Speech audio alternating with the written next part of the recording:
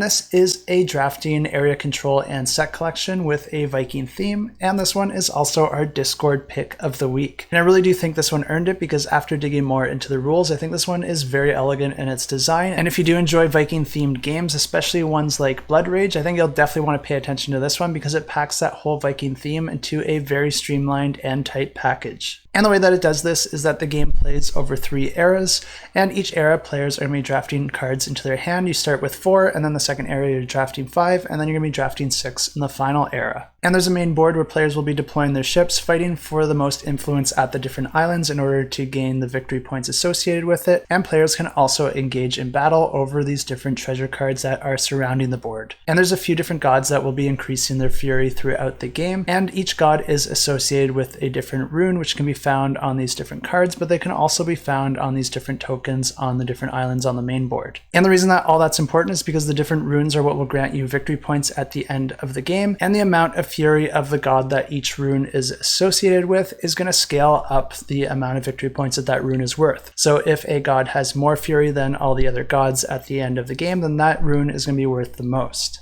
And players are going to be taking turns playing a card from their hand, and these cards are actually multi-use, but I'll go over the most basic use of them first, which is to spend the actions on the card and paying any associated costs if it has a cost for that particular action. And these different actions can grant you movement points so that you can spend amongst your boats out on the board to move them to different locations, or they can allow you to gain different resources, build different structures to gain more influence on different islands, or even to deploy Vikings at those islands to increase your influence even more. As I mentioned before, each island will have a token on it associated with a particular rune, and the player that has the most influence on that island is going to be the one that holds that token. But the influence is constantly changing throughout the game, and as players move their characters around the different islands, that's going to fluctuate the amount of influence they have there, and other players may swoop in with their ships and Vikings and take that island from you, and in that case you'll be handing the token over to them. And the different runes that you have in your possession aren't only used for victory points, because to perform certain bonus actions on the cards, you might need to have certain sets of runes in order to activate it.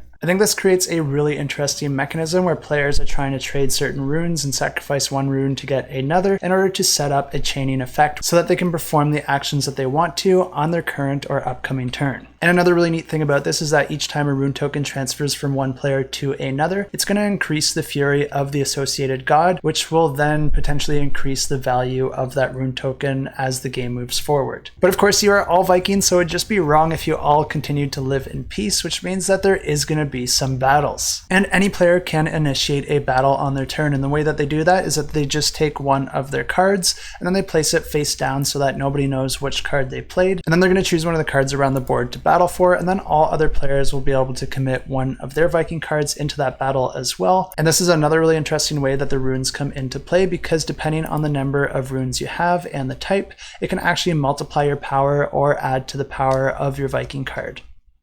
But for all the players that lost, you're still going to gain honor and rewards and Valhalla, and the way that you do that is you check which rune icon is associated with your Viking card, and then you're going to be able to use the special ability of the god that's associated with that, and you'll also be able to increase their fury. So you might even want to enter battles just to lose so that you can increase the value of the runes that you have in your possession, or use a special ability to your advantage if that option is better than using your card for its actions. And if you are a fan of Blood Rage, I'm sure you're seeing a lot of similarities between these two games, and that is not a bad thing. In fact, I'm really impressed with how much they've been able to distill a Blood Rage-esque game into a tight, tiny package. I think all the design here looks really streamlined and elegant, and the more I looked into it, the more and more I was impressed with the game, and for that reason, this one is definitely getting my personal pick of the week. I do own Blood Rage, and it is a favorite game of mine, but I think this one really captures all the things that I like about that game and delivers it in a slightly different way, and obviously in a much smaller package, which is really interesting because this one is way more accessible, way more travel friendly, and definitely plays in a shorter amount of playtime. I'm really impressed with this one, and as a YouTuber with virtually no credibility, Scott Elms, if you're watching this, I just want to say really nice work here and congratulations on the beautiful design. I'm really looking forward to giving this one a shot, and if this one looks interesting to you as well, I have links to the campaign in the description below,